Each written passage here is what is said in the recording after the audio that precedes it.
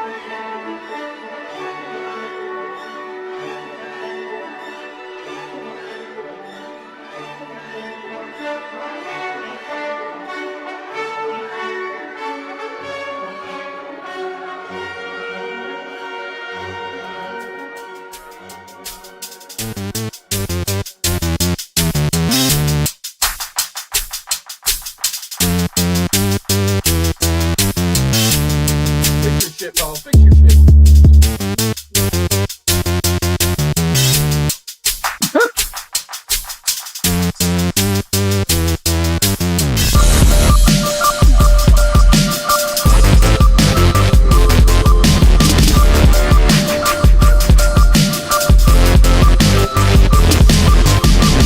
Fix your camera, Paul.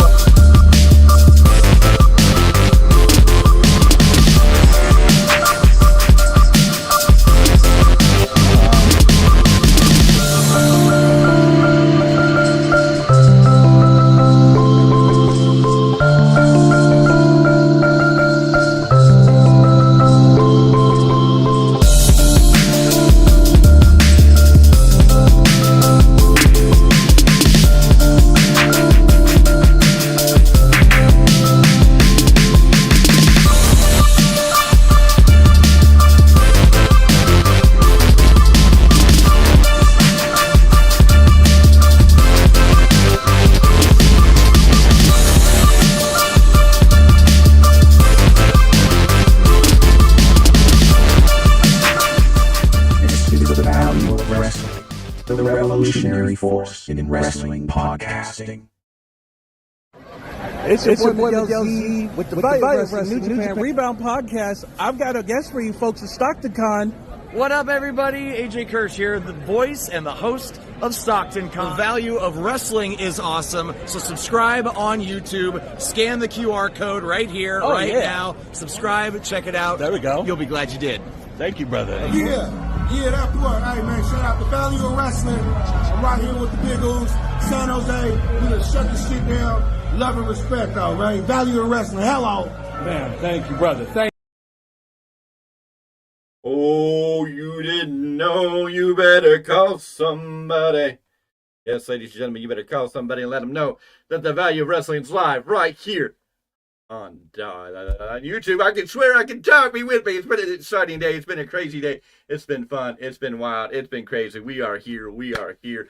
Lots to talk about, lots to break down. Can't wait to get into it. I hope you like the new entrance music. Had a little fun. And we're going to get into all of this. We're going to break down your AEW Dynamite post-show review for March 20th. Also, a little Rampage sprinkled on there. We got 3 hours of AEW TV tonight. Was this a trial to see if Dynamite can actually make 3 hours? Why did it feel like Rampage might have been a little bit better than Dynamite? I don't know. If you're here, make sure you voice your opinion in the poll there. How you felt about tonight's Dynamite. If you're joining us from other worlds and you think we feel some type of way, or maybe you label us weirdos. I don't know. Doesn't matter. Don't give a damn. We're going to spin out the best show that you've seen. Let me introduce you to my boys, my partners in this. It's a three-man show. That's how big Dynamite was tonight. We're going to talk about it. First up, the mastermind behind the phone. Oh, man. Paulus Clarke.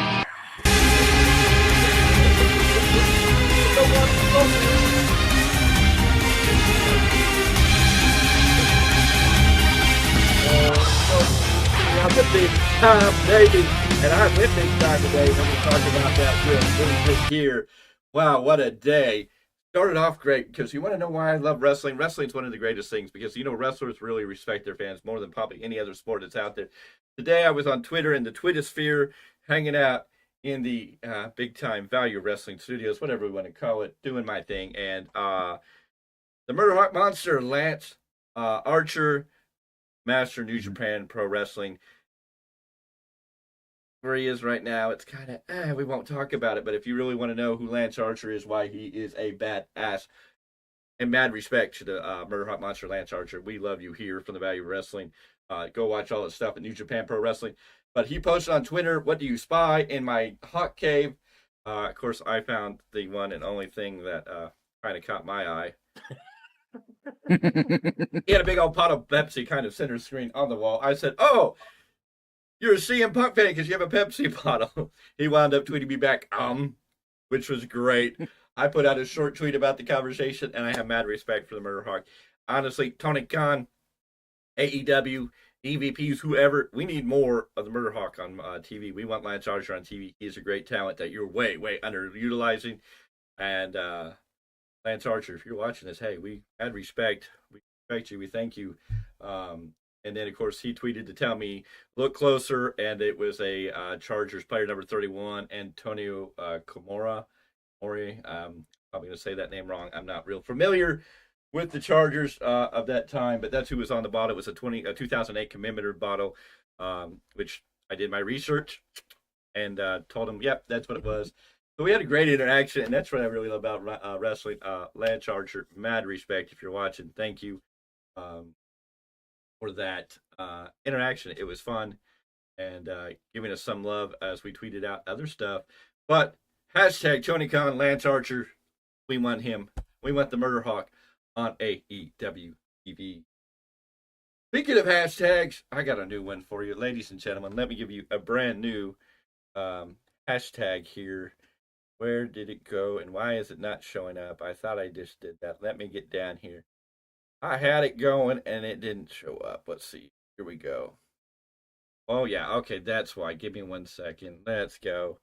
There we go. Hashtag tampon bucks. Tampon bucks. Tampon bucks. Tampon bucks. Value Wrestling sorted it right here, ladies and gentlemen. It's going to catch on wildfire. Go ahead. Tweet it out. Drop it in the chat. Hashtag tampon bucks. Believe it, ladies and gentlemen, believe it. We are coming at you. That's why it is a beautiful thing in this beautiful world. Mr. Clarke, go ahead. This is your catchphrase. I'll let you speak on it for a little bit. As the originator of this term right here on Value of Wrestling, I approve of this message. Boys and girls, if you don't know, you're in for a party tonight because we are lit and ready to go. And we are going to bring it to you. Just a little salt today. A little? Just rub it in. It puts the salt on Rub the it skin. in, rub it in. I don't know if we're going to bring a little salt. I think we're going to light this thing on fire and burn it down. We're going to go a little Seth freaking Rollins on it tonight. Lottie Dottie, welcome to the party.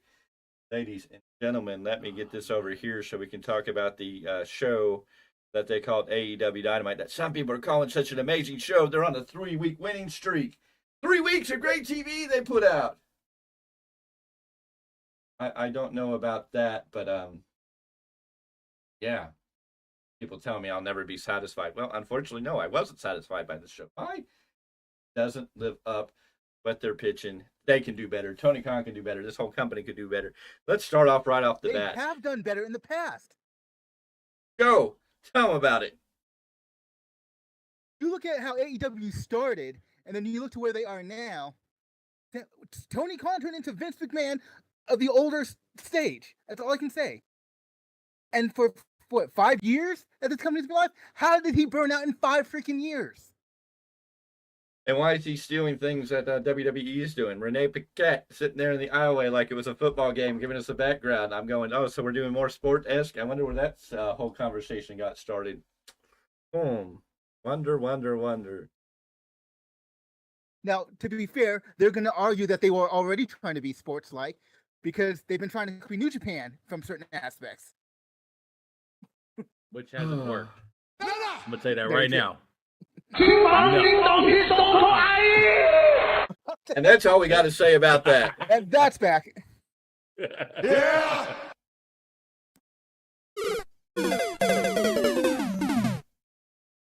90s nostalgia. WWE talk love it. about the Continental title. Hey, Adam Copeland's been quoted as saying that AEW feels like 90s wrestling. Just don't know which 90s wrestling. When? Where? 90s It is- indie wrestling when it was like not worth anything. I don't know. If he's in AEW and thinks AEW feels like 90s wrestling, I can only figure, or late 90s wrestling. Late 90s wrestling. Excuse me. Let me record that. Same He difference. says AEW feels like late 90s wrestling. So the only thing I can counter that to is late 90s WCW wrestling. And we know how that story went. Anywho, ladies and gentlemen, boys and girls, we're here. The show open again this week with Mercedes Moné, CEO, C.E. Walter. I mean, CEO. Gunther. I mean, CEO. And then she came out after they did this overlording chant, and I saw Sasha Banks. It was great to see Sasha Banks back in wrestling. I thought we were having a WWE flashback in the middle of AEW, and then I realized no, we were still in AEW. She came out, and she did not get the same cheers she did in Boston. That should say a whole lot there. She did not get, I don't even know if she got half of the cheers she got in Boston. I mean, it was not, yes, we got a CEO chant, but it wasn't very long, wasn't very in-depth. It wasn't like we felt it in Boston. It just wasn't impressive at all. She comes down, she tells hello to Toronto, she's missed us all, blah, blah, blah. The same crap she said last week, and the same crap I think she said on the Renee Paquette interview. Just, I'm happy to be here, and I love you, and I missed you, and I almost lost my career 10 months ago when Willow Nightingale, and she knows it's in the past, and she's now home in AEW. She created a video package for us, and we watched the video package. Everybody's excited about a video package. I don't know if it did anything but make me go, okay, cool. She was kicking butt all over the world, and it got taken away from her. She didn't know when she was coming back, but she knew she would, and knew it would be here. Minor setbacks come with major comebacks. She's not just here to lead a women's evolution. She is here to lead a women's global revolution, because you couldn't do a global revolution in a global company called WWE. I don't know. She came here to be to face the best women in AEW and all over the globe. About last week when Hart and Blue attacked Will, they must have heard that she has unfinished business with Will. There's a price to pay when you mess with Mercedes Moné. She tosses the mic. She does her stupid Sasha Banks stance, and the lights go out, and then she's still in the ring, but here's Julia Hart and Sky Blue. So we get those crazy twists in the whole plot line. Are we going to get Mercedes Moné, excuse me. Felt like Sasha, but called herself Mercedes. Hard to tell the difference there. They were out there. They were grabbing chairs. They were going to, Mercedes defended them off and knocked them out of the ring. They grabbed chairs. They came in, and Will Nightingale and Chris Statlander coming running down with chairs. The lights go out. Hart and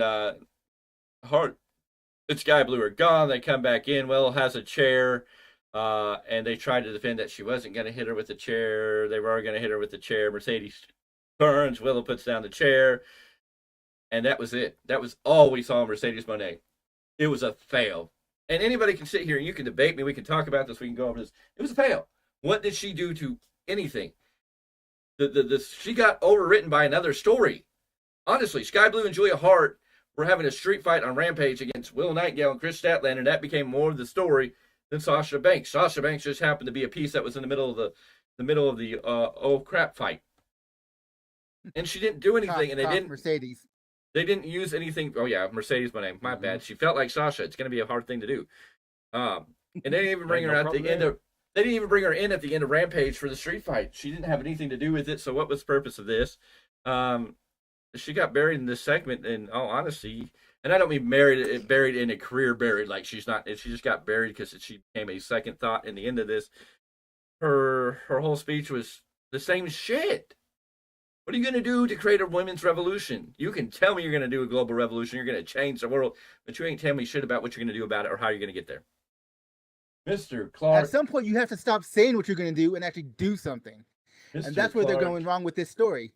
It's been, she debuted, talks, the rah-rah stuff that's like, okay, but you're not giving me anything to go on besides, okay, you have unfinished business with Willow. You go online, you have an AEW exclusive with Renee Paquette. You retell you story that we've been talking about for the last 2 years here in the IWC / on podcast. You're not giving me anything to invest in because I already know this. This is nothing new. Then you come on this week. More rah-rah, I missed you, kissing babies, shaking hands. So what? You're a boring face at this point. And I'm already tired of the Sasha Banks dance. And yes, I'm calling it the Sasha Banks dance because that's what she's been doing since she was Sasha Banks. Do something different. Show me the passion you have for actually getting into the ring with these AEW women and not rest on your laurels of your past WWE accolades. Here's a big question. Tony Khan's blown his load with Will Ospreay and Okada. Got them right away in debut matches, and we still don't have a debut date for Mercedes Moné. That's not interesting. Why are we keeping her out of the ring? And she didn't do nothing, add nothing. She didn't bring nothing. It was the same rah-rah crap. I'm already ready for her to turn heel. I'm hoping that she's going to turn heel on Willow Nightingale. I'm with you. I am so with you there. Mr. Miguel, I don't know how much of this you've caught so far, but I mean, is there anything you want to add to this statement? First off, man, Mr. Clarke is fired up. It doesn't take much to get him going. Well, yes and no. I mean, he's usually the more level-minded, the more, not I'm gonna give. Yes, what I'm trying to say, he's usually the more level-headed. I'm gonna give it a chance. He's going to try and find the positives, or at least try his best to spin positives out of a lot of negatives. But yes, Tony Khan, you have failed when you got Mr. Clarke fired up, and he's ratting like I do sometimes. You failed. Yeah, and here's the thing. We got the same thing. The redo. The repeat. Let's go ahead. Hey, crowd, I love you. I've missed you. We're tired of dancing. Tony Khan, you need to do better. This does not feel like the woman that I seen at Battle in the Valley, where she was more of a badass. You know, now she's diluted to the extremes of Sasha Banks. Watered down. Not cool. Watered down version of Sasha Banks. Watered down? Watered down's not even the word. That's how I felt. She felt gone. She felt like a watered down version of Sasha Banks to me tonight. And she was just like, nah. I'm like, I don't want this Sasha Banks. I want the Sasha Banks who's going to show me what she's going to do. They want to talk about, she wants to talk about, like, was it last week where it's like, oh, Willow, we have unfinished business. Okay. But who knows why they have unfinished business? They did show that. They did show the video package. They did show a video package she put together. She did kind of mention that, you know, it was mentioned, it's there, but they're very confusing because they want to talk about it, but they're not progressing it anywhere. They did a moment when Willow and her had a stare down, and then later on in the show, Sasha or Mercedes kind of blew her off, but it's like, it's very passe how they're doing it. It's very passive in the whole idea of how they're trying to get this storyline up, and it's not. You like it, I guess. They're trying to make Willow look like the fucking heel, and it makes no sense. Hell, Chris Statlander came out more looking like a heel by the end of the night with all this than Willow Nightingale did. That's a damn shame. Mr. Miguel, are you sitting down? Yes, okay. Take a deep breath for me, okay? With me right now. Breathe in. Hold it. Exhale. Inhale. Now exhale, okay? Woosah. Are you centered, my friend? I know what's coming. I know. I'm trying to keep you centered because we wasted another shot here. But anyway, earlier in the show, I guess the Young Bucks were walking down a hall. Marvez was talking to us, and they walked down. The Young Bucks and Okada. Okada, native tongue, address him in his native tongue next time. Matt speaks some and tells Alex he's okay. He's trying. As for Okada, he's so handsome. He's so charming. I didn't know if Matt wanted to take him right there and like make love to him or what was going on because he was just like raving like, oh my God. I thought he was going to go Valley Girl and it's like, oh my God, it's Okada. He's all, oh, anyways. Behind the curtain, yeah. And so we got Okada. Okada gives us a message about Eddie, partly in English and then in Japanese. And then we got Kazuchika Okada versus Eddie Kingston for the Continental Crown Championship. That was supposed to be a big deal at the end of the year of last year. They had the big tournament, this big flowery moment for Eddie Kingston. And this match... I'm sorry, you're taking Eddie Kingston and Kazuchika Okada. This wasn't like an Okada versus some lame duck American boy that hadn't ever been to Japan. who hasn't faced Japan hardstyle, who doesn't know how to take brutal hits. This was Eddie Mother freaking Kingston. And I felt like Okada treated him with kid gloves. Okada came out in his white shorts and his white jacket again. So it's the same redundancy. I guess he doesn't have any other outfits to wear. So he looks plain and boring to me. His entrance was his ending match. He got pyro at the end of winning the match than he did at the beginning. It was just he got the money flying out. And he got scared by it. Yeah.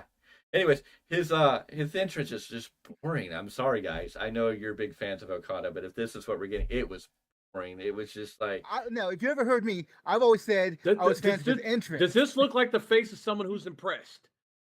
I'm trying my hardest not to lose my stuff. I'm sorry. I mean, woosah. It was boring. I mean, for a title match and for Okada, he came in his white jacket, his white shirts. He walked down.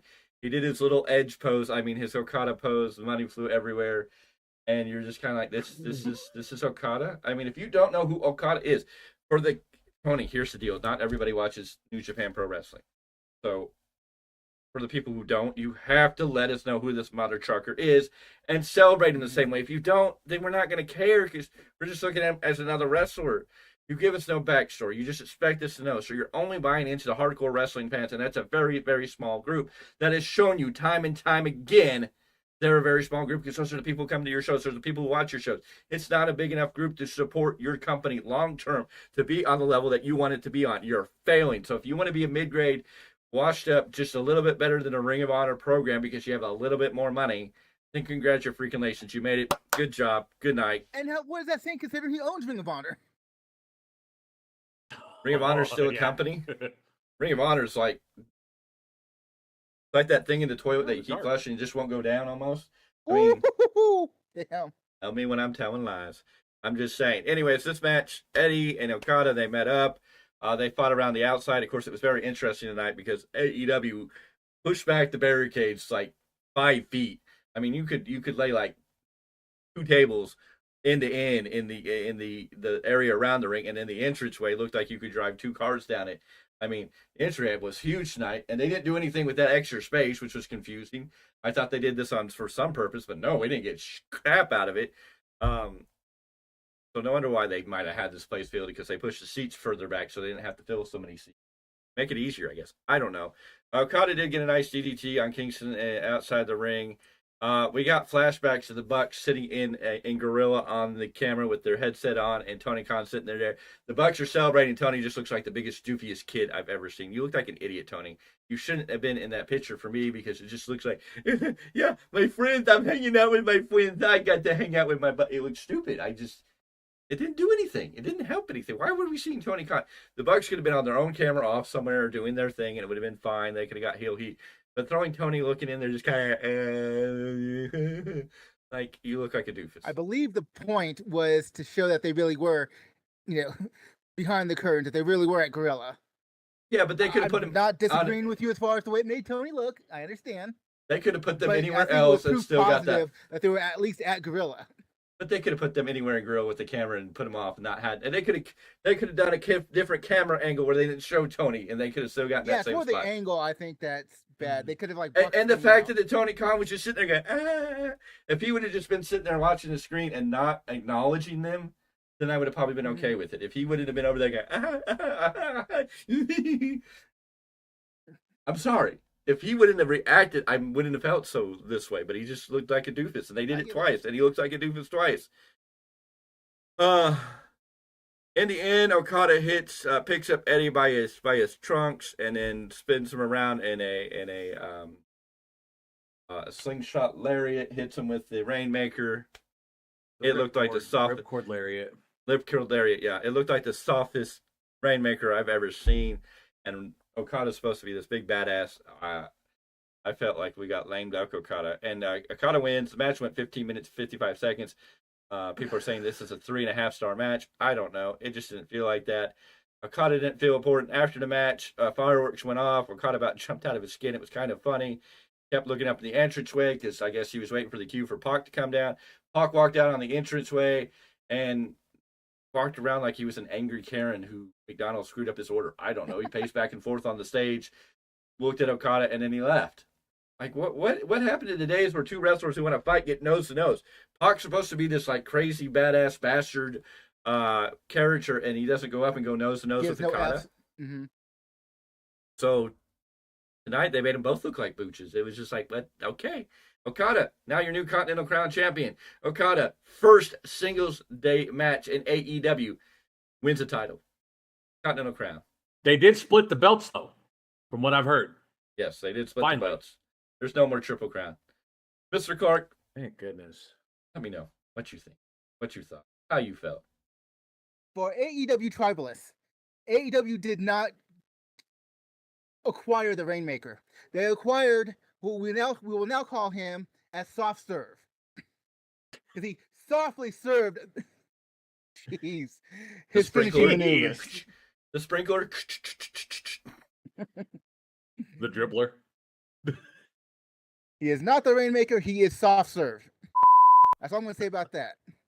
And I know the narrative going forward is gonna be, well, on his in-ring debut for AEW, he won a championship. Yeah, but how memorable is this gonna be in 5 years? How much are you gonna care with what should have been a pay-per-view quality match that did not deliver? No, it didn't deliver. And the title feels blah. They killed the title. The title has not felt important since Eddie won it. They made it feel important, and then ever since it's never felt important. And Okada wearing it is not, he's not going to make that belt. They're trying to make that belt with Okada wearing it and him winning it the first time. Hardcore, the hardcore, they're going to be all over it like white on rice, I was trying not to acknowledge that from him. Can we do that on YouTube?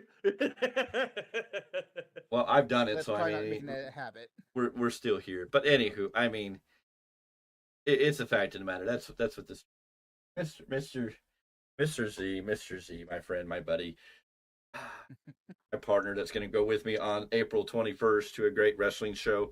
We're going to get more details about that very, very soon, so be ready for that. But yeah, I'm sorry. Yes, get yourself in center. I'm about to just I think your buddy there. Oh no, not yet. Go ahead before I get going. Go ahead and say what you got to say first before I let loose. Go ahead.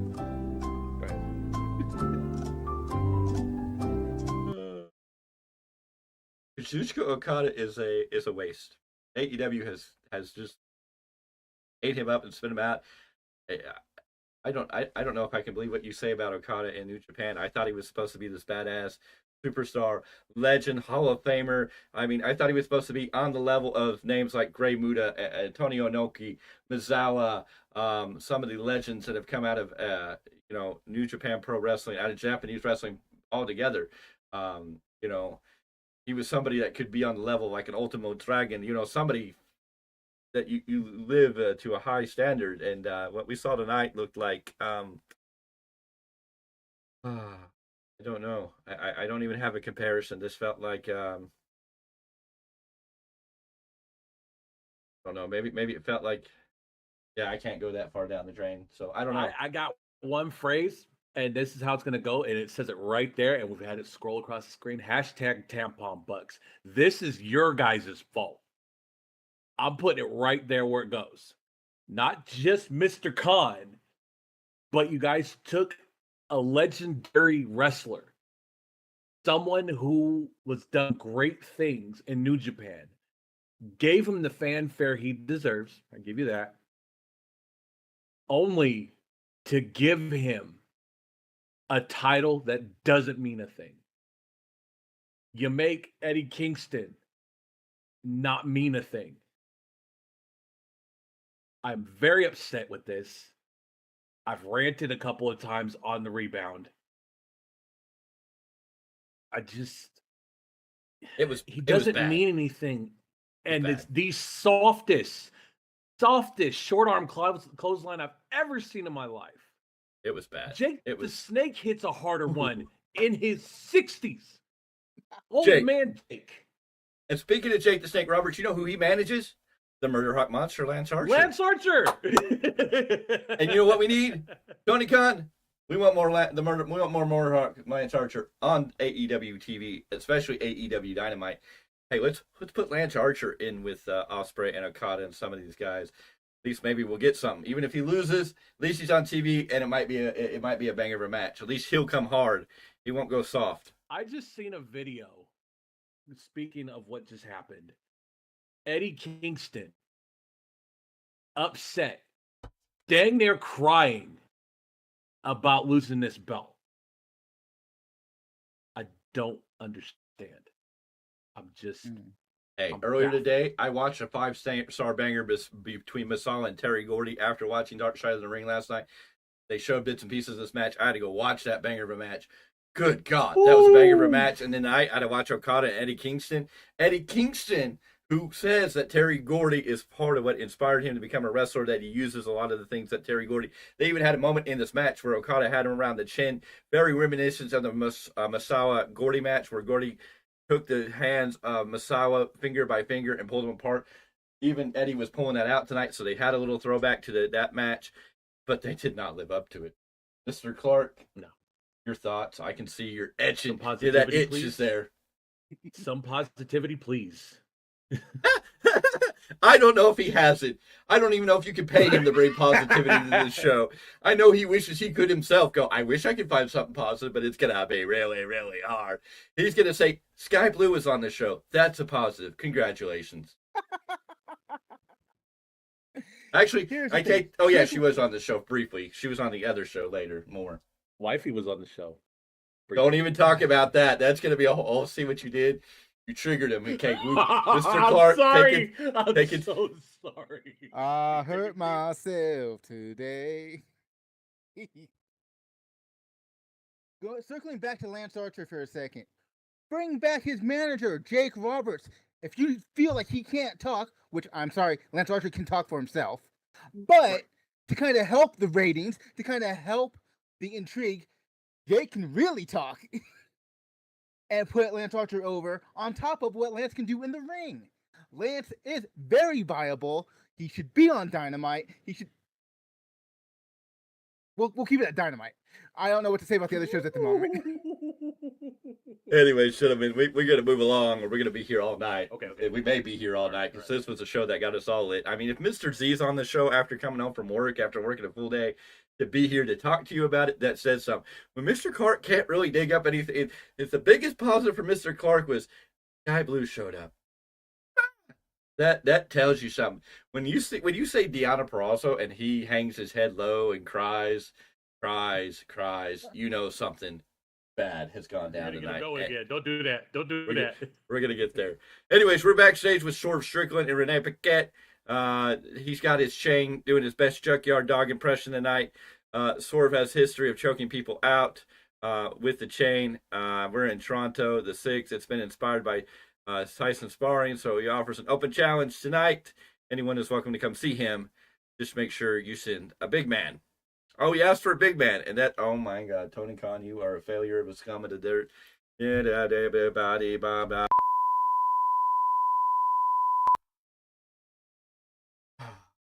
Had to beat that out. Anyways, backstage we have a break. Renee is with Chris Statlander, Will Nightingale, and Stokely. Will says after tonight she will have been in more street fights than any other woman on the roster, so don't let it get twisted. Well, that's because Tony Khan has street fights every week, and so yeah. I don't know if that's something you really want to be excited about. This is my kind of thing. Anyways, Chris warns Julie and Sky that she meant what she said. This will be the end. In walks Mercedes Moné. Chris walks up to her like she was going to beat her down. Says thanks for having Willow's back and extends a hand. It was very confusing. Moné shakes her hand. She says, "But my notes go away." Okay, so congratulations that the notes go away. Can I get my notes back? Thank you. Chris, she shakes the hand of Chris. I don't know why they say Monet doesn't shake it. She shook the hand of Chris, if I remember correctly. She didn't shake the hand of Willow. She says payback's at BITCH. Who? And thanks for having her back as well. I'm confused by any of those notes. She shook hands with Statlander. Yes. And anyway, so she has a moment with Willow, and then she walks away, and Stokely tries to introduce himself, but Mercedes walks away, and he tells Will that she did break her ankle, and then Will says, well, Stokely. They will walk away. From there, we got Hook versus the Lionheart, Chris Jericho. So I'm sorry the crowd in Toronto didn't get to see Judas tonight. We got old Lionheart, Chris Jericho, looking more like Scar than the Lionheart Chris Jericho that we once knew. Rawr. Yeah, that was pretty much. This was like, a lion would roar. He was kind of like, ow. He was like the lame lion that's probably going to be taken out by the Pride anytime soon. The big factors of this was Hook basically threw Jericho around like he was a puppet most of this match. I don't know. Hook must have gone to the school of Brock Lesnar. I guess Brock Lesnar hasn't been doing anything, so Hook traveled up there to the Great White Tundra or something to figure out how to. I mean, he German suplex and tossed this boy. It was like going to Suplex City in a whole different level. It was a great match. Hook looked decently strong. He walks in the red room off the top rope. Jericho walks away from the ropes. Eventually, Jericho gets him down. It looks like he was going to go for the walls, but Hook kicks the legs and rolls him up. We get a 1, 2, 3. Unfortunately for Hook, the star power of Jericho isn't nearly as big as Jericho would like to think, and that's a fact. Jericho came out to a bigger entrance and flames and fireworks than even Okada tonight. I don't know if anybody noticed that, but Lionheart Chris Jericho came out to more of an entrance, more of a show than Okada did tonight. This got a 1.5 yourself over. This match went 10 minutes 45 seconds. This match got by this writer 1.5 star. This match was a major disappointment. I didn't mind the Suplex City theory, Hook being this guy who's going to throw around Jericho, but the roll up pin just killed it. It just took me out of the match. I'm just like, if you want to put Hook over, why couldn't he get a nice clean pin? Why couldn't? I mean, even if he choked out Jericho and Jericho didn't tap out, Jericho could have passed out. This roll up pin was miserable. It was just not the way to end this match. It did not excite me. It was like, great. Luckily, it doesn't look like we're going to continue this feud, which I'm glad. I don't know. We'll get to that in a second. But it was an okay match. Hook was thrown around Jericho. I'm surprised. Well, Jericho probably be okay because he was probably going back to the 90s and reliving the memories of being the Lionhearted if he banged his head around enough. That or he got a concussion to knock him back into time. I don't know. But it was okay. I just wish Hook went in the one with a roll up. It was just like out of the lion tamer into a cheesy roll up. I'm just like, really? I felt like you had something there and you let the air out with that pin. I don't know. Mr. Clarke, your thoughts on Hook and Lionheart Jericho? When did we switch roles? I'm usually the one that's supposed to be more positive, seeing the silver lining. I'm looking at this match, I'm like, the narrative obviously is to put Hook over, and that's great. But Jericho did not help put the performance in to make it look great. Yes, they had the Suplex City bit, but and I put this on Jericho.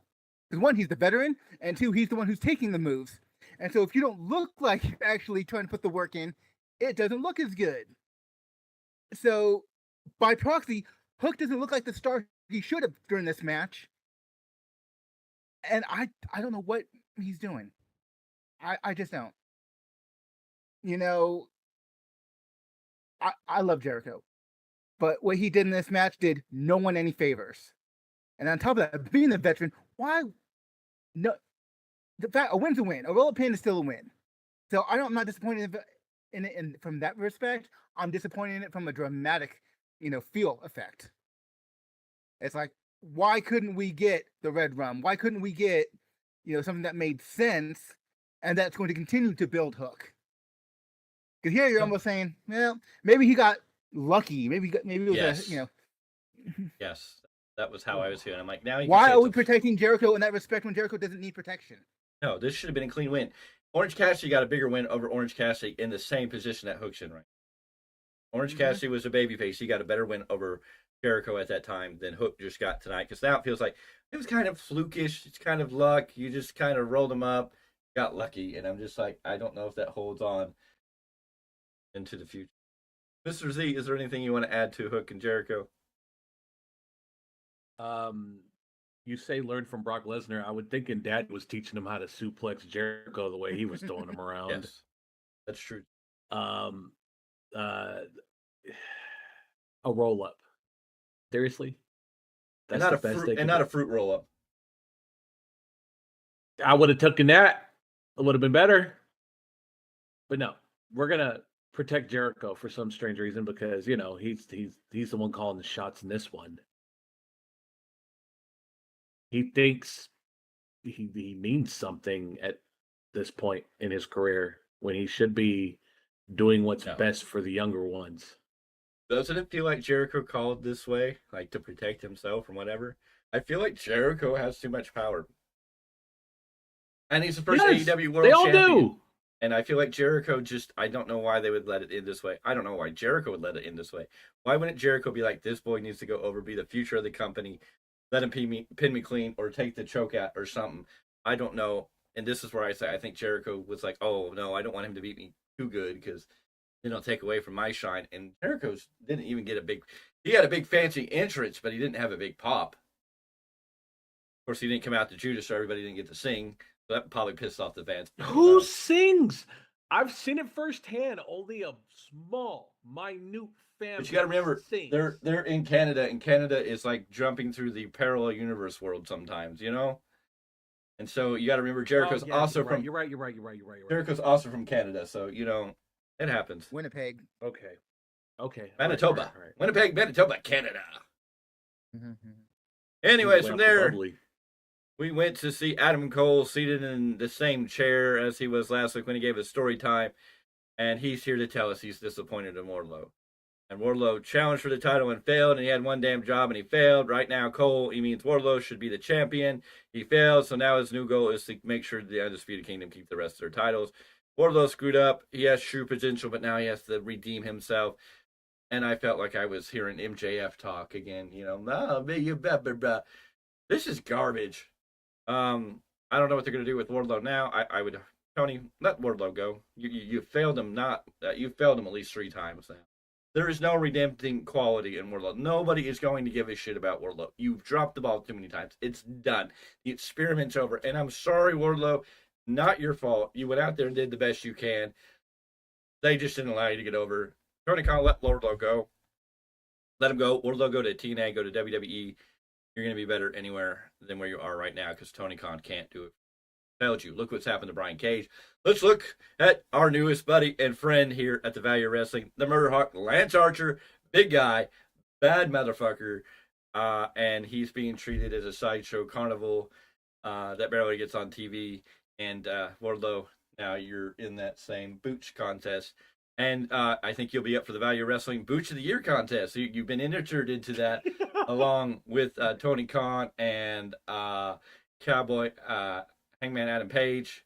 And I forgot who the other contestant is there. But hey, wait till the end of the year when the Value Awards come out. The biggest Booch of the Year. Wardlow, get out.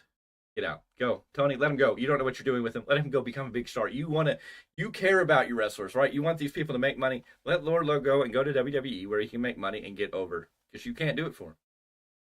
Mr. Clarke. I'm sure a nice NXT people contract. go. Lexus King's calling. Come over here. Sean Spears, the chairman. Cody Yeah, Rhodes. he's over Jade here. Cargill. Woo! And she ain't even had a match yet. And look how much more over she is. Yes. See, she can do what they're trying to do with Mercedes. With Mercedes, it's just trying to show up and try to get some cheers. No.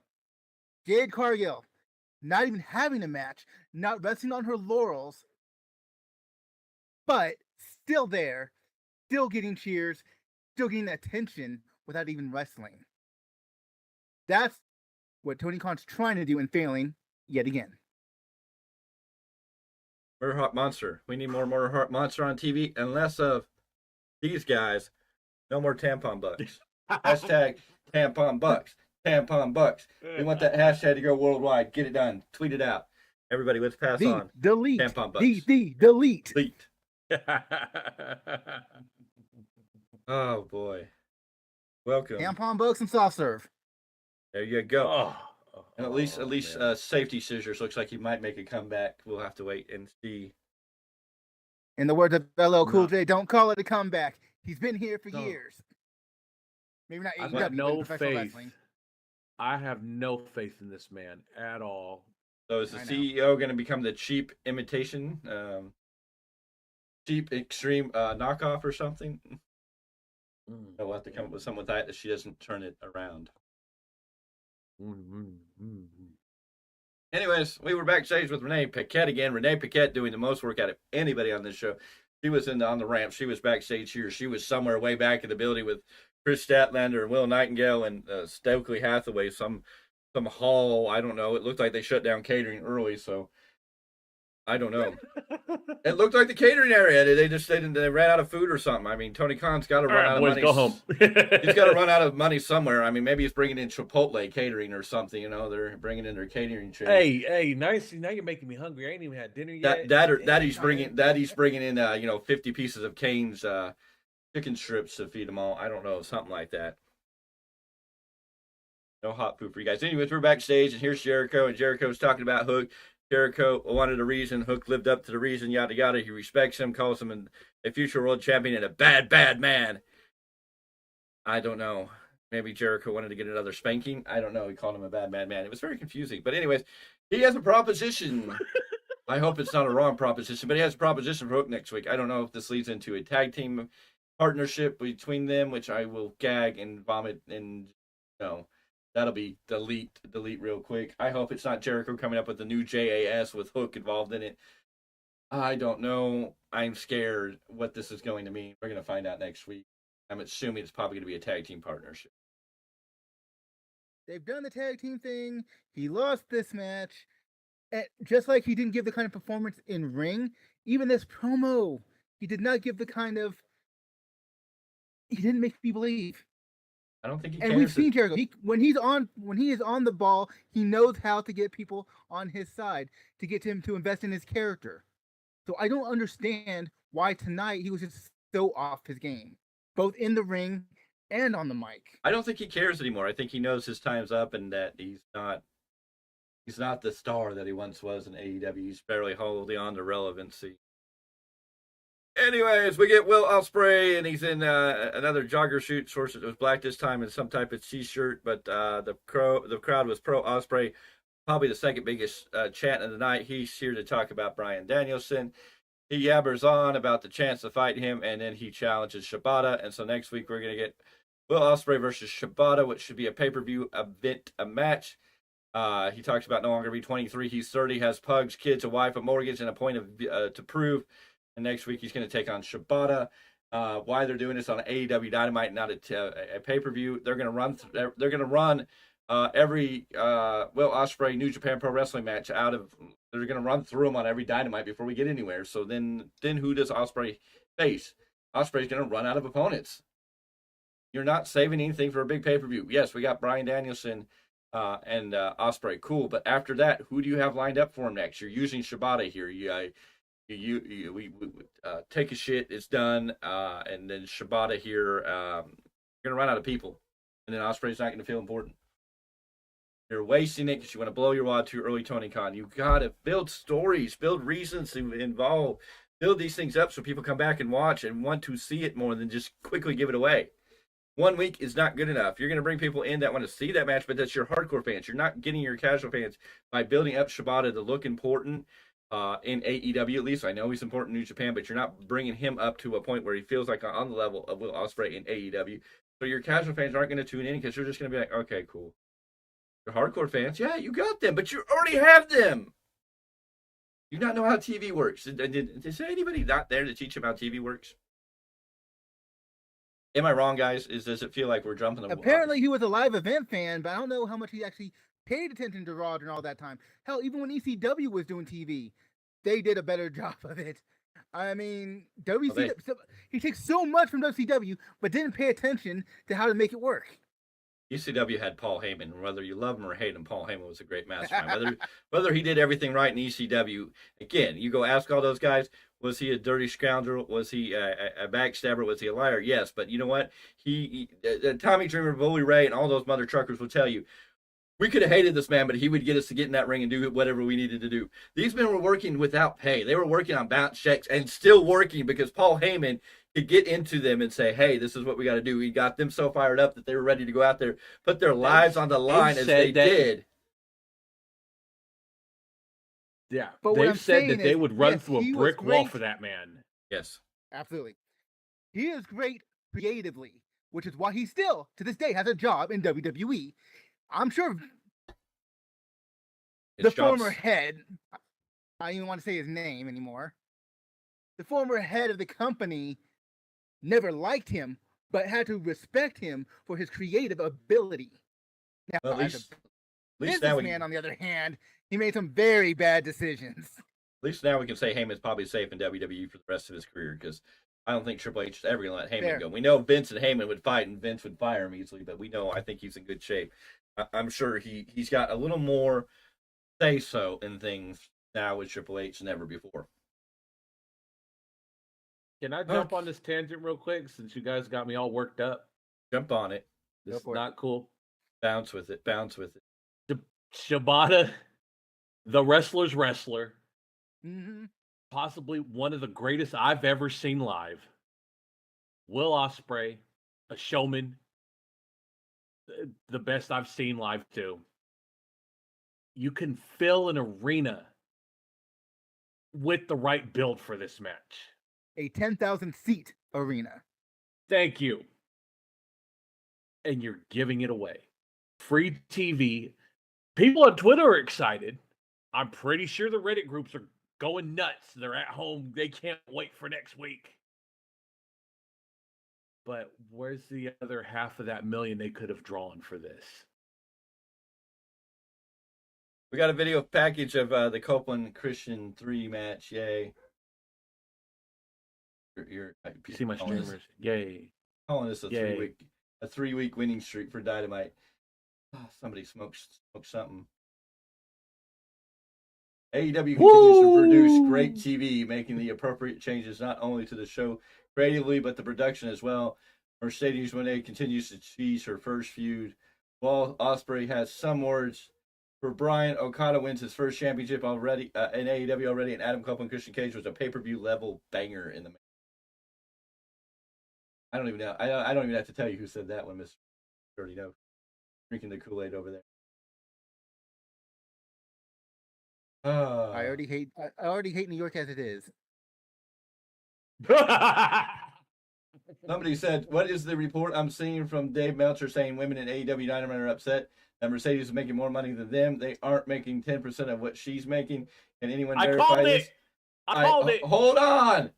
This is what Meltzer's reporting. Anyways, hope this isn't the case. Everyone complaining about your division, and Tony Khan hired a writer specifically for the division, signed one of the biggest female names of the modern wrestling era for the division, and you still complain.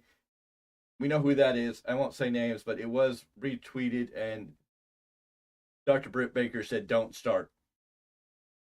Told that fool to don't start. Thank you, Britt Baker. Much love. Wish you were on TV to make some of this better than it was. Ooh. And she says, "This is a fake Facebook post, you dumb," excuse my language, trips. You can all post your apologies in the comments below. Britt Baker calling Meltzer's the minute the ink dried on Mercedes' contract.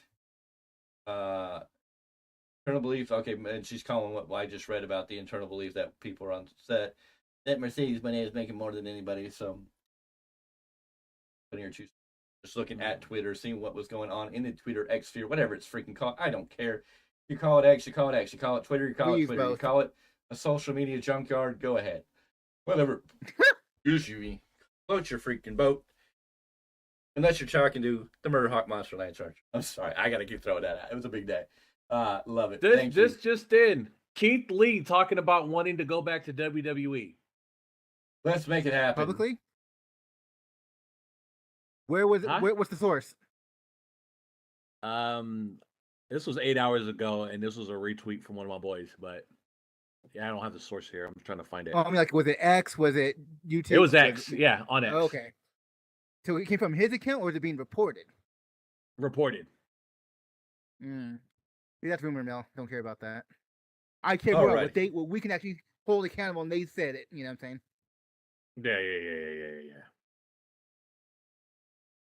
All right, let's go. Let's get to the next phase and this next stage. I'm going to already put my head down. Anyways, Mr. Clarke, I need you to go ahead and do like we did earlier with Mr. Z. I need you to go ahead and take a deep breath in. Hold it. It's okay, man. It's okay. Let it out. One more. You need a hug? Take a deep breath in. What are you, Bailey now? Out. No. I'm doing my biggest Orange Cassidy impersonation. Like, give me a hug, man. Uso, you ready? You ready All for right, this? here we go. All right, let's do it. All right, we had a tag team match: Thunder Rosa and Deonna Purrazzo versus Toni Storm and Mariah May. Mariah May coming out looking like an old school Toni Storm still. I'm like, okay, wish she could be her own character. I get what they're trying to do. She's a big fan. She wants to be Toni Storm. We're gonna lead there eventually. Whatever, don't give a damn. Deonna Purrazzo comes out and gets her music cut off by Thunder Rosa. I mean, she barely got down the ramp, and then here came Thunder Rosa out. And of course, Thunder Rosa's music didn't play very long. The faces of this match just didn't really do anything. Eventually, Rosa pulls Deonna and gets a blind tag. In comes Toni to drop her hard. May hits a headbutt on Deonna. Rosa with a Death Valley driver. Toni is in. Waistlock. German to Thunder Rosa. Hip attack. Toni tries for a power drive, but Rosa flips it over with a jackknife cover. 1, 2, 3. Thunder Rosa. Deonna Purrazzo. Her winners. And this was a miserable match. Did not help anybody in this. Made everybody look quick. Doo-doo. And then at the end, Deonna Purrazzo didn't look happy. She looked like she had issues with Thunder Rosa. I don't know what they were trying to build there. Thunder Rosa wasn't looking like she really wanted to be here. Deonna Purrazzo feels like she's just going through the motion. Toni Storm has lost all momentum. And Mariah May is just somebody who's there, whose star power is going to die. And will probably soon regret signing that contract with AEW because she's becoming the next Damien Sandow or Damien stunt double. Yeah. And that's what you got. And this was a Miz miserable match. So luckily, it only went 7 minutes, 16 seconds, so it was over just as quickly as it started. You couldn't even get a chance to start crying at how bad they are destroying the women in this match. Toni Storm, it's dead. The gimmick's gone, done. Mariah May, they're killing her along with that.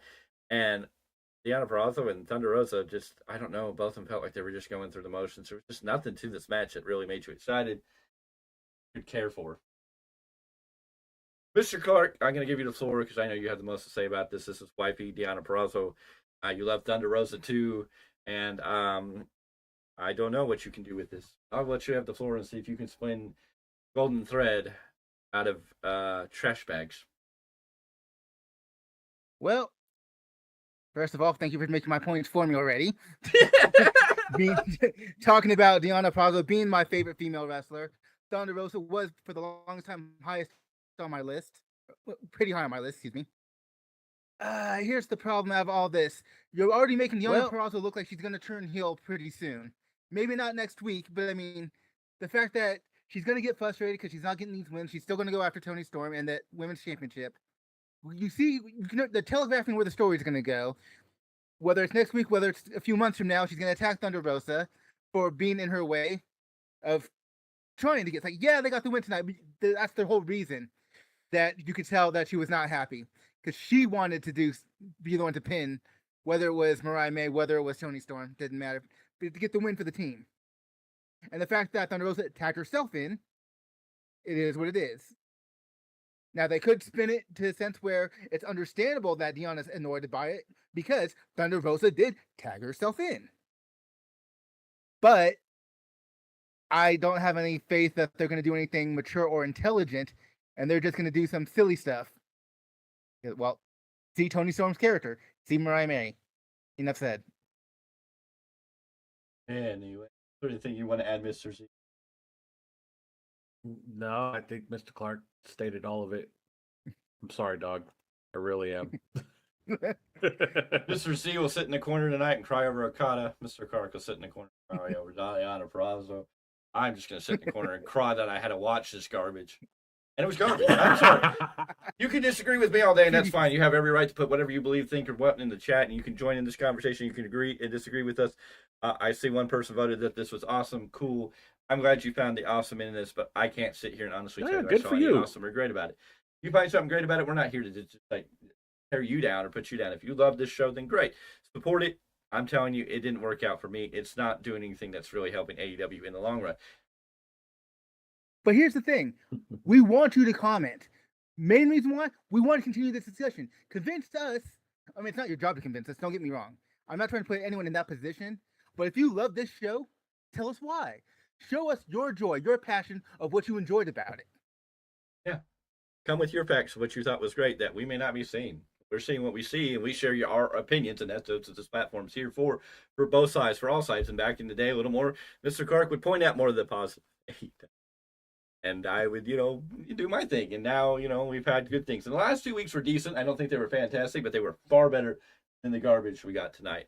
And to say that AEW is on a winning streak, I just can't see it. I don't know how you can convince me it is, because we got the same thing from Mercedes Moné. We got Okada winning a belt already that already is feeling flat in a way that just wasn't Okada level impressive.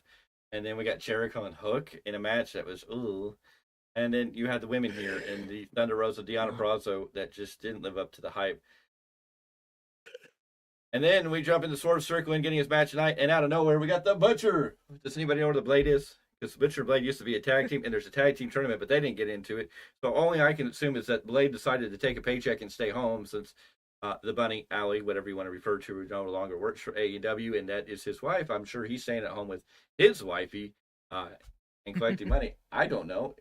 Where is this guy, and why are they not, here doing what they do? But no, the Butcher comes out for Swerve Strickland. Why?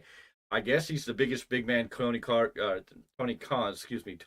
could find backstage at the moment. And he got fed a sandwich, and the Butcher taps out to an armbar, or I don't even, it was some arm, it was horrible. Yes. Tapped out to an armbar. I don't know if it has a name. It was just an armbar in the most. Since this match went 3 minutes 22 it's not seconds. An armbar, because it was like if the arm's folded.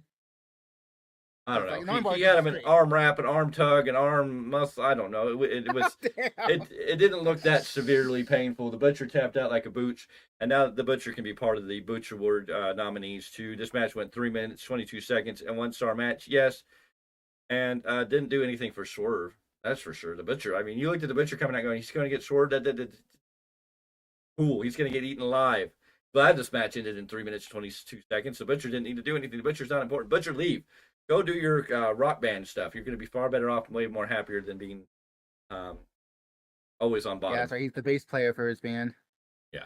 He'll be happier being a bass player than always being on bottom. Damn. Swerve wants a mic. He calls out Joe. He's really stopped liking him. Now he's getting Swerve close to hating him. He stands with the chain of possession. Eventually Joe comes out. They chatter back and forth in a friendly little. We've seen their promos. It's kind of running the bucket. They need to pull the trigger or be done with this. Suddenly, Don Callis comes out in his home country, gets booed out of the building, almost on Dominic Mysterio levels. I don't know if this was piped in or if that crowd really decided to get loud. They hadn't been loud. People were like, this crowd is on fire. I'm like, I don't know. They made some chants, but nothing that was that great. They had little moments, little sparks, but I don't know about any flames. Yes, this was supposed to be fire. But anyways, Don Callis came out, got booed out of the building, and he says him and Swerve Take a Shit have the same record, and Take a Shit's undefeated except in the Don Callis family. So we're going to spend it, which is fine. Don Callis is going to do that. So now we're going to get Swerve versus Takeshita, which is a great match, I think, on paper. And we're going to get it on a Dynamite show instead of building this towards a pay-per-view match. Why can't this match be built as the next number one contender on a pay-per-view match? Let's just throw it away on Dynamite. Cool. Mr. Clarke. I mean, I'll just tear this up. I mean, it was not anything worthwhile. Swerve wiped the floor with the Butcher. The Butcher's done. The Butcher's buried. There's Wardlow, and then the Butcher just got stacked onto him, and then they're like 6 feet under the ground, under the arena, under the, The problem is Butcher and Blade even together, they've been used as enhancement talent when they really should have been. There's talent there. They deserve so much better. But don't mind me. I'm looking for a new gimmick. And then Swerve with Samoa Joe. It's just kind of like we're getting the same promo crap from them. It's like, okay, can we move on to a new direction? We've seen this. Swerve can't get over on Joe. We've seen Swerve get screwed by Hangman. Now we're throwing Don Callis in there with Takeshita, Take a Shit, whatever you want to call him this day, this week, this month. I don't care. And you're like, okay, another little road stop online. Let's just get this over with. I'm bored with this feud between Swerve and Joe. It's just like, okay, let's just, as the old phrase goes, shit or get off the pot. Exactly. It's like, are we going to move along or are we not? I'm ready for a new number one contender. I'm ready for a new challenger. This isn't the guy. Swerve is the guy, but it's like, this is not going to last much longer. It's going to be relevant. And Takeshita being put in here was probably a waste because Swerve could have won the title at Dynasty, and then you could have brought Takeshita into all Double or Nothing to be the number one contender against Swerve. Take a shit, whatever. Tony Khan is taking a shit on all of us. Now we are in the main event of the night. The main event of the night, and they told us, ladies and gentlemen. Now, remember, Dynamite was going to be the first 2 hours. The third hour was going to be the Rampage. So before this match started, they told us on the announcing, we will stay with this match as long as it goes. So they were going to have an overrun on Dynamite into their own show. This is what doesn't make sense to me, Tony Khan. You're going to have an overrun into your own show. That don't make no sense. Why don't you just switch the show at the top of the hour? You did it really weirdly. You shut the lights off, switched it back to Rampage in the middle of a match, which is really bizarre. But I don't know why you didn't just do that anyways instead of doing this stupid run over. I've seen it done before. Stupidest run over I've ever seen in my entire life. Anyways, we got the I Quit match between Christian Cage and Adam Copeland, and this thing took too freaking long. I think I aged 10 years just trying to get through this match. Eventually, Nick Wayne's mommy comes out and uses a hockey stick to love tap Adam Copeland on his family jewels, and I mean love tap. She went, it was a love tap, not a deal breaker. And then eventually, because this was an I Quit match, so there was no rules, there was no DQ. Eventually, Killswitch and Nick Wayne came down, just brought out Matt Menard and Daniel Garcia to help out. I guess FTR was locked out of the building or whatever. I mean, I guess Tony Khan just wants to bury FTR harder than Vince McMahon did. I don't know anymore. Anyways, Daniel Garcia and Matt Menard come out to help Adam Copeland. They level up. They handcuff everybody. So they handcuff Killswitch to one corner. They handcuff Nick Wayne to a corner. They try to handcuff Nick Wayne's mom, but she runs away like the Karen she is. And then they handcuff Christian Cage to the corner. This allows Adam Copeland to go get Spiky. He hits Spiky between the legs into the family jewels, and then he's about to go crack Christian over the head with it. Christian says, I quit. And that's the end of that. Adam Copeland is now your new TNT champion. And as Tony Khan put it on Twitter, Adam Copeland, you're two-time TNT champion in less than what? Okay, just at 6 months, I feel. He's just been there 6 months, and he's already a two-time champion in the company. This match failed. It went 25 minutes, 43 seconds. It went longer than it ever needed to. It went way beyond any capacity of anything anybody gave a damn about. It was slow. These two boys ran out of steam midway through. You could see they were sucking wind. Adam Copeland got busted up early, and they both come out looking like booches. Adam Copeland looks like just a giant booch with the crappy title. His boys weren't even there in this moment, which was even stupider to me. And I mean FTR, but I can only assume Tony Khan is burying them harder than Vince McMahon. I mean, Vince McMahon's probably getting hard by seeing how hard FTR is getting buried by Tony Khan, because they are locked out of the building, kept away. I don't know. they can only show up on Collision, I guess. That's the only place they're allowed anymore. I guess that's maybe that's the Young Bucks. Maybe it's the EVPs. You were a friend with CM Punk, so you got to stay over there. Don't come on our show. I don't know. You know what that means? That means we got to put it back up on the screen. I said their name, so now we got to put Tampon Bucks back up there, because we're going to get that hashtag going. Gentlemen. Anyone who's watching, if you have a drink, take a shot, because you've seen it again. It's okay. AEW is complete shit, and I'd rather watch TNA at this point or watch paint dry. Okay, thank you. Get your comments. Mr. Clarke, your thoughts on this I Quit match? To go on top of all the points you've already made, my problem is they didn't make Adam Copeland the conquering hero that he should in this story. I felt like Instead of quick, I got some paint drying would be more entertaining at this point. Just saying. The fact that it took fear of getting busted in the head as opposed to hitting him with a spear and pinning him. Why are we protecting Christian again? They're both at an age where I feel like they're too old for the shit they did tonight. But why are we protecting Christian? There's a point he should lose the title and help build someone. Now, if the point was to help continue build Adam Copeland's career in AEW, okay, I could have been okay with it. Not my favorite choice in the world, but I would have been okay with it. But the way they had him win tonight makes him look just as much of a booch yes, as Hangman. The way they booked him. Big time got and I don't understand why are they continually doing silly stuff with the characters that should be at the top.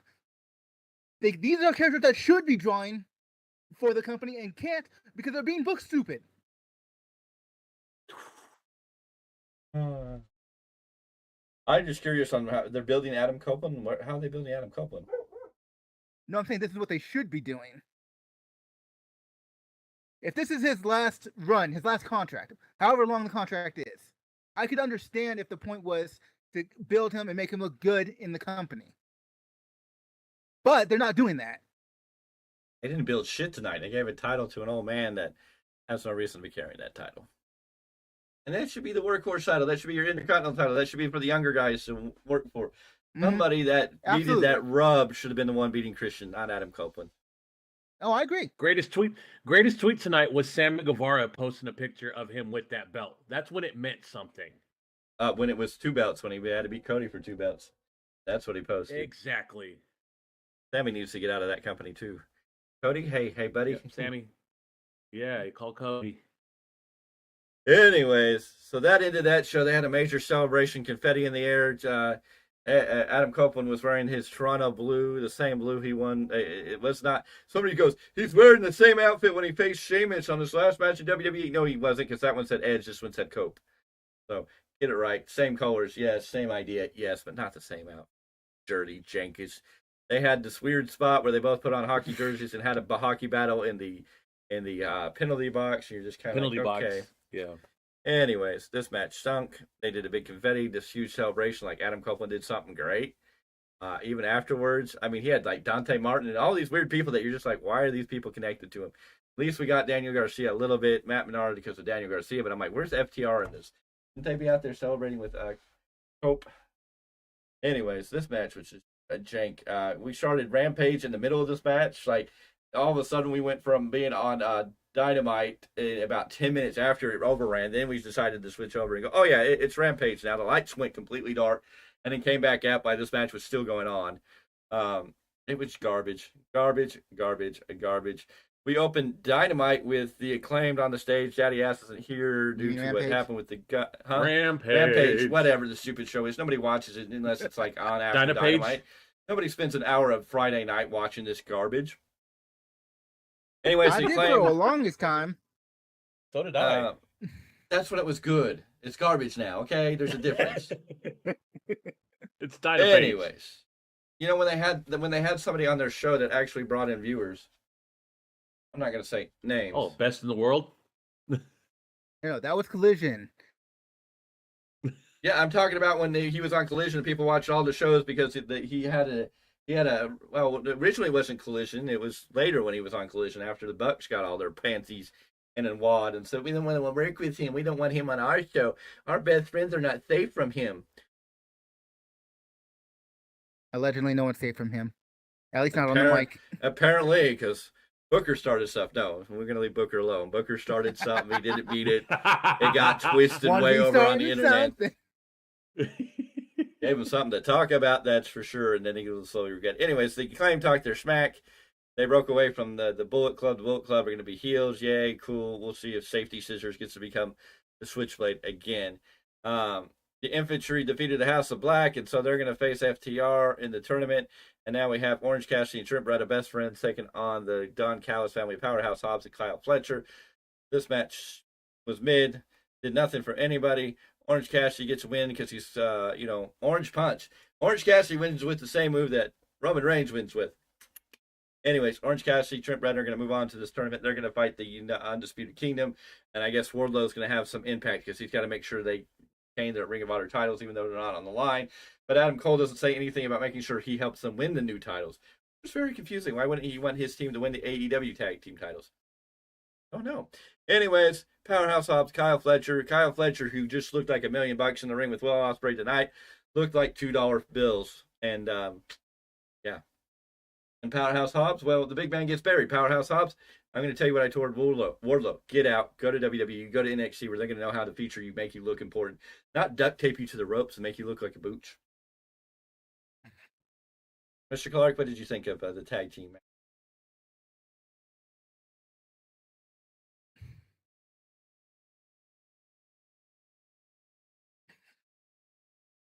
Speechless. There is You nothing know, to real say. quick, you bring up Safety Scissors Jay White. Why am I picturing Brutus the Barber Beefcake's music when he walks out to the ring now? Whatever it is, much to y'all props to y'all for watching this garbage of a show. It was all 3 hours of it. I don't know, but hey, the Bruce the Barber Beefcake is going to be next week's episode of Dark Side of the Ring. Can't wait to see that one. That out there. Oh shoot! All right, but Dark Side of the Ring. Willie Awesome Hobbs this year. Will Hobbs, Oakland Most Wanted. Much respect to you, Will, but you got to get out of there, brother. You need to go somewhere else, please. I'm gonna drink a big glass of milk. Exactly. Well, in Hobbs' case, at least it'd be a protein shake. Yeah. Anyways, It's just, I mean, Mr. Clarke, you've seen Hobbs the same way I did. We've seen him look like $1 million. And look what happened to him. His come up on the independents, ooh, especially the California, NorCal independents, dude look great. Yeah. They started a little something with Team Taz, but never really pulled the trigger. Yeah. And now, they even had a bit of a run with the Book of Hobbs in AEW. Yes. Right. They had something. They do something, but they never really pulled the trigger with him, and I don't understand. And that book He went body slammed Captain Insano, Big Show, Paul White, whatever you want to call him. Mm-hmm. He body slammed him, and Trash. nothing followed through for that. Oh, they took the Book of Hobbs and burned it like it was a witch hunt, that it was like cursed book or something. Damn. Tell me when I'm telling lies. And Powerhouse Hobbs, I mean, I'm surprised Tony Khan hasn't regulated him to being a tag team with Brian Cage and calling him the Meat Slappers or Big Meaty Men. Hey, speaking of Big Meat, don't ever put my name with Big Meat. It's not cool, man. But you love I Big can't Meat. defend myself. You're the Big Meat guy. You love when they go No. slapping meat. You always get excited when Big Meat That's contests not happen. me. That's the You're kid. the one that's in here The chatting kid's meat, slapping meat. Just like Mr. Clarke likes yeet. You like big slappy Oh meat. yeah, okay, yeah. Shut up, meat eater. Yeet. Ladies and gentlemen, do not we here at the Value Wrestling don't judge. If you like big meaty meat and big slappy meat and big men slapping each other and meaty meat slapping each other, if you like big meat squishing together, and if you like to beat meat and watch meat getting beaten, we're not here to judge you. And we accept you for who you are, Mr. Z. Don't be ashamed if you like to beat big meaty beat. And the more big meaty meat you beat, the happier you can be. We just want you to be happy with whatever meat size you like to beat and whatever type of meat size you like to slap. You got me on the wrong day, my dog. You jeez. Hashtag big meaty men. Move it up. Tampon bucks. That's Tampon better. buck. Soft serve. Safety scissors. Moving on. Moving on, my brother. Are you sure you want to move on? Because Shibata faced Kevin Matthews.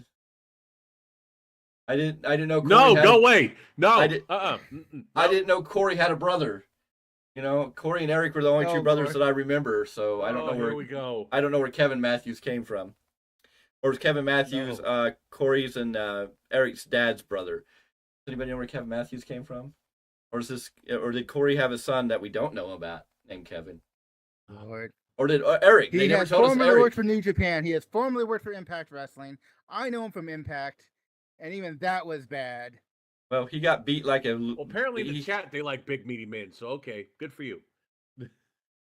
Lord. He got beat like bad lunch meat by Shibata. 1 minute 40 seconds.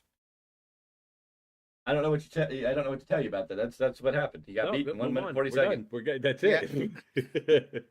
That's Move it. along, move along. I still got to eat something. I'm hungry. Oh, so you that want why to you talk think more about about that meat? You want some big meaty tubes in your mouth? Jeez. Oh my god. Can we say What? that on YouTube? Well, I'm talking about hot dogs. Hot dogs come in a tube and they're meat. Oh, this got spicy fast. We're still good. Yeah, it did. Anyways, from there we got Rocky Romero, the ground pirate. I mean, the sparkle pirate or whatever they were calling tonight. No. King of Sneaky Style. Yes, the sneaky pirate. No. Taking on Takeshita. This match went 8 minutes with Takeshita winning. Takeshita been on a big roll. Of course, he has to be. And so Takeshita beats Rocky Romero, who is a jobber to every New Japan Pro Wrestling star that comes over. Except Will Ospreay. So, hey, Tony Khan, there you go. New Let's just do that. Japan. Let's just feed him. Let's just feed him to the next guy. I mean, yes, he's New Japan Rocky. office, but I wouldn't say he is New Japan. That's taking it a bit far. You get what I Well, mean. But Rocky, New- go back Okay, to New But Japan. let's All right, rewind. Are we please, talking New Rocky. Japan? Or are we talking AEW? Because in AEW, New Japan means nothing except name value. Tony Khan will buy the DLC from New Japan and bring them in, but he won't do anything to make them feel like they're New Japan. No, that's. And what's the difference between Tony Khan and Vince McMahon? He's bringing in people from New Japan Pro Wrestling, using their name, but not giving them any of the background. The three beat meat men. Oh, hell. Whoa! Mm-mm. Mm-mm. No. I don't know. I think you almost reached timeout level there. Hold your tongue. Hashtag circle jerk. Okay, now you're going a little beyond there. Let's not getting into circle, dot. I got my cootie shot type of stuff there. Okay, let's not go down that rivery road. We don't want to know what meat you were around in those competitions. I mean, firsthand experience is okay, but I mean, that's, never my boat. But I mean, again, we here at the Value Respecting, if that is your thing, if that's what floats your boat, if that's what paddles your canoe down the river, then much respect you. Not my cup of tea, not my thing. Don't really care to do that. But you do you. And big meaty men. As long as they're not big sweaty meaty men. So anyways. Oh, Lord. Anyways, we had a street fight between the women, Sky Blue, Julia Hart, Willow Nightingale, and Chris Statlander. And Wait, did you hear that? That's Cornette flipping over. He just fell down and hit the ground hard. He had an aneurysm, so we're good. He will overcome and return and not conquer anything. Anyways, Julia Hart, Sky Blue come out the winners after 11 minutes of a cluster chunk of a match. In the end, nothing happened. We didn't even have Sasha Banks or the Mercedes Moné show back up to close this out. After 3 hours, this was the final main event, and it was blah. I mean, it didn't really do anything. It was nice to look at. I know. It was a great pleasure to the eyes. I know. I'm not even going there at the moment. Go ahead. Which main event did you prefer? The alleged Dynamite main event that ran into Rampage, or Rampage's main event? The Rampage There was one on. Right? I don't know. I'd have to say the one on Monday Night Raw or the one on SmackDown. There you go. That's not what I was asking. But I understand why the answer is what it is. Exactly. And I'm sticking to it. And you can suck a goat if you don't like my answer. Thanks, I don't Tony, do for such kicking things off our spring unless right way. She's the greatest of all time. Deonna Purrazzo is not meeting that standard in AEW. Sorry, it's not happening. You just want to see me in a depression, don't you? Well, I mean, we've already. I know. I know Thunder Rosa fans that are depressed right now too. So I mean, they're right there with you, dog. Well, and we put Mr. Z in a great depression with just having to say anything about Okada and this show and his miserable inability to perform. And he won. That's what's sad. It's still a depressing moment, and he won. Yes, exactly. A not important title. Poor Eddie. It's okay. Eddie still has 2 belts right now, unless he's lost his. Yeah, Let's that'll see how look a long that lot lasts. better in a couple of weeks because he's going to go to Japan and defend those belts. Well, and he's defending the Ring of Honor At World least one of them. Championship. He's defending the Ring of Honor World Championship on April 5th at Ring of Honor card in Philadelphia, Pennsylvania, against somebody. I forget who it is. Probably nobody really care, but I mean, hey, if you watch Ring of Honor and keep hoping that it'll come back to life, even though it's halfway down the toilet, it's just kind of, I don't know. Eddie, go back to strong full time, please. Teenage the Cockroach, Please, and while you still mean something. Teenage the Cockroach, and I guess AEW will be the Twinkie of the world soon enough. Twinkie. Well, they're the only 2 things How in the world that dare are supposedly. How They're dare the only. you? They're the only use 2 AEW and Twinkie in the same sentence. How dare Ring you of Honor will be the disrespect Twinkie of the world. Because they'll be the only things that exist after the end of the world, supposedly. And then AEW will be there. So, AEW feeling like WCW, wishing it was ECW. Who knows? What is Tony Khan going to do? I mean, he's not making money. It just doesn't make sense. I don't know how this keeps happening. Yes, they did announce he's making money with his football they did team. announce that Shad Khan is worth $12.3 billion. WWE is worth $8.3 billion, and AEW is worth like $3 billion. Shad Khan is worth more than AEW and WWE together. I don't know what somebody's point was in this, but Shad Khan has over $12 billion, and that just went up from the last report and seems to be increasing in value. So who knows how long AEW can exist with what seems like endless money. Shad owns 2 giant venues that fill up every week. That's the profit. They had a good crowd One tonight. company, meaning the football business, is funding the wrestling company. Yeah. That's your whole point, Mr. Z. Mm-hmm. Yeah, their baseball and football business is funding. Baseball? Yeah. I didn't think they owned a baseball team. No, they own the Jaguars, and then they own a soccer team. Or football, European football. They own a baseball team. The Daly's Place is a baseball stadium. Daly's Place is not a baseball stadium?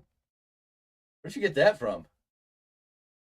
Daly's Place is Daly's Place is a little arena and sidebar connected to Jaguar Stadium. But it's Daly's Place. Well, then my friend in Florida got that all wrong. Then okay, so I need to lay off that one. Daly's Place. Just do your due diligence as far as research. Yeah. No. I've never looked it up, so I don't know one way or another. Daly's Place. No, it's an amphitheater. You're right. Okay. It's an amphitheater. You're right. Yeah. You're right. Okay. Yeah, that's what I thought it was. Yeah, it's an amphitheater. It's a concert venue that's connected to the stadium. I'm like, they can't play baseball in that place. The place ain't big enough. Not even for like Little League. Little League. It's not even big enough for Savannah Banana baseball. I mean, come on. What the hell? 26 people have viewed this. What the hell? 26 people have come in and viewed this show. I don't know. I don't see any more. I'd have to freshen up the things. I don't see where the thumbs up are on the screen. We've had 6 votes. Half of the vote going to that took days off my life. A third of the vote going to the same shit, different day, and 17% of the vote going to this was awesome. Congratulations, you thought it was awesome. More power. I am glad whoever put this is awesome. I am glad you got more enjoyment out of it than us. I'm seeing 2 likes on this video. I'm seeing 2 likes on this video and 4 people in this chat. And I know there's 3 people hosting this show. Tell someone to like it. Okay, I see 3 likes. 3 likes are on there. So there's 4 people in here. I should see 1 more like on this video. Mr. Clarke, the floor is yours for your closing statements on tragedy.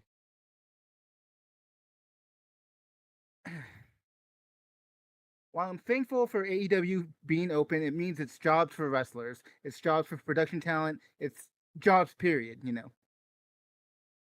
I wish Tony Khan would really take a good look. I know he's a very busy man with his other businesses on top of what he does for AEW.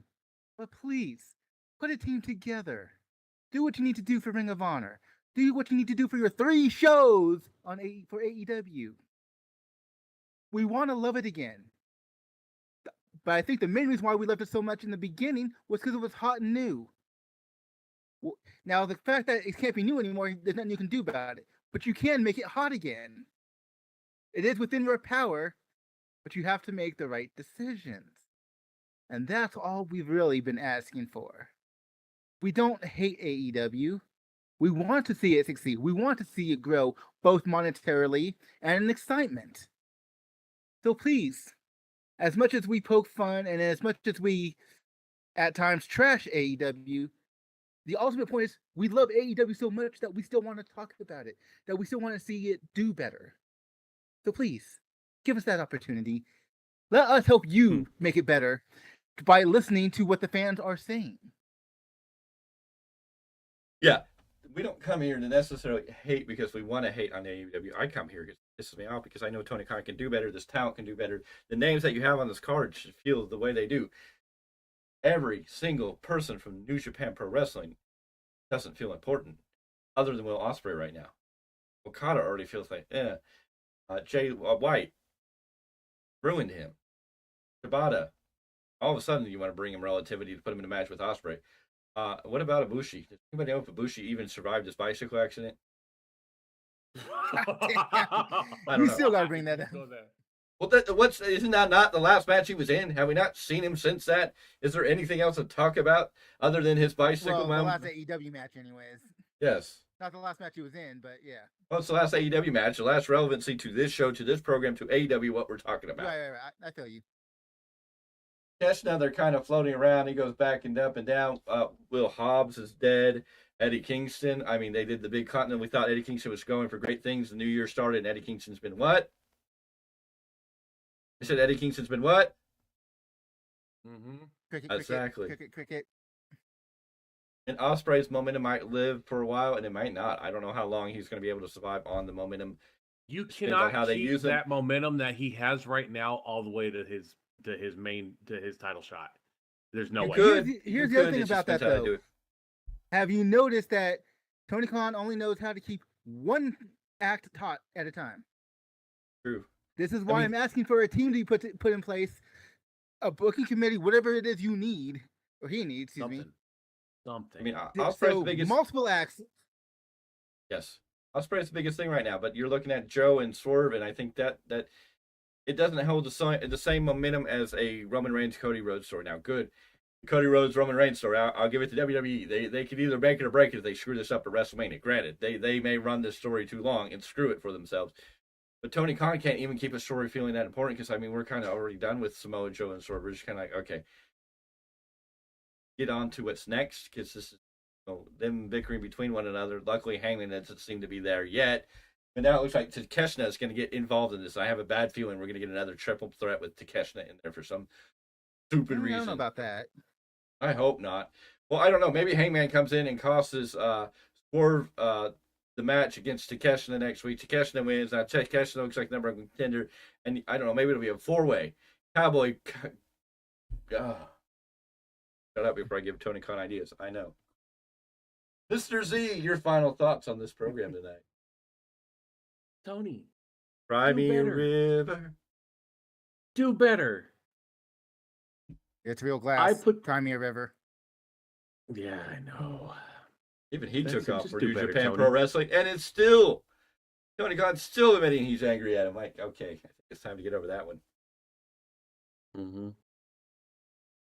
All right. Jack Perry, Let's go. NXT. Jack Perry, NXT. Sammy Mhm. Guevara, That would be NXT. amazing. Ricky Starks, That would be amazing. NXT. Hardy That Boys, would be amazing. main roster run, one last run for the Hardy Boys Hall of Fame next year. That'll be okay. Yep. Powerhouse Hobbs, Wardlow, NXT. That would be amazing. Hey guys, call Cody. Call Jade. Call Call somebody. Lexus. Call your mama. They're making Lexus look like $1 million, folks. Call Lexus him. King is amazing. And Sean Spears is And just in getting ring set wise, up. he's not doing that much different, but they just make him look better. Yes. Yeah. Okada, you're going to regret that you didn't listen to Nakamura and go to WWE. I guarantee it, because the way you've come out looking in the same outfits and you drag butt tonight. I mean, it was not Okada. I mean, if you're a New Japan Pro Wrestling fan, if you're a diehard fan of Okada, and you give Okada any leniency in this match tonight, then I don't know what to tell you, because he doesn't. I'm not. And I I know. preach New Japan. I know. Oh, But my brother, testify. There's got to be some level of accountability in this match, because this was not what you would hear about the hype of Okada. It just didn't live up to that. Anyways, ladies and gentlemen, this has been the Value Wrestling. This has been your post-show review for AEW Dynamite, along with an extra hour of Rampage for March 20th, 2024. We were worn out. This was just a show of I know there's people out there praising it. Congratulations if you can find praiseworthy stuff in this. I don't think it's there. This was not a good show. This did not help anybody. This didn't progress any real feuds going forward. We have a pay-per-view coming up on April 21st called Dynasty, and we have a Will Ospreay Bryan Danielson match that seems to be the only focus towards this pay-per-view, which Tony Khan seems to do each and every time. A pay-per-view, he focuses on one big match 1 week out, then he starts throwing every other match out there, which even tells you the world title is not that important, because it's not the focus of the show.